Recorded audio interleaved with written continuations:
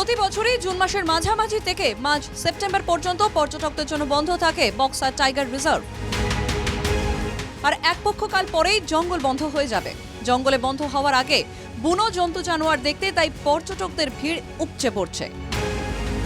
প্রবল গরম, তাই একটু স্বস্তি, সঙ্গে হাতি, হরিণ, ময়ূর, বাইসন সহ রং বেরঙের পাখি দেখতে উৎসাহী সকলেই। ভাল লাগছে। অ্যাকচুয়ালি আমরা যেখান থেকে এলাম প্রচণ্ড গরম থেকে একটু স্বস্তি পাওয়ার জন্যই আমরা জঙ্গলে এসেছি। তা আশা করি খুব ভালো একটা উপভোগ করবো সমস্ত জঙ্গলের বিষয়টা।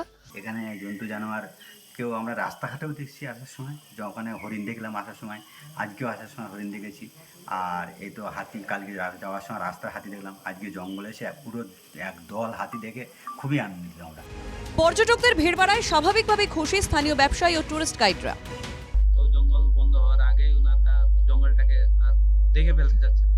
তো এখানে যে গরমের মৌসুম, তো হাতি, অন্যান্য জীবজন্তু, বাইসন, হরিণ, এরা আনায়াসে যেখানে জল আছে বা মাটি স্নান করতেছে, মাটি দিয়ে স্নান করতেছে, হ্যাঁ, আর জলে গিয়ে স্নান করতেছে। অপূর্ব একদম, ওনারা একদম দেখে একদম খুশি। বর্ষার মৌসুম হলো পশুদের প্রজননের সময়। সে কারণেই বর্ষায় 3 মাস বন্ধ থাকে জঙ্গল।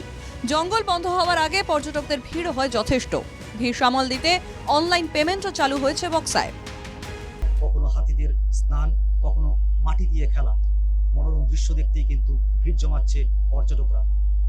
স্বাভাবিকভাবেই বক্সার জঙ্গল বন্ধ হওয়ার পূর্বে এই ভিড় যথেষ্টই আপ্লুত করেছে টুরিস্ট গাইডদের। আলিপুরদুয়ার থেকে সুদীপ ব্যানার্জি, NK TV বাংলা।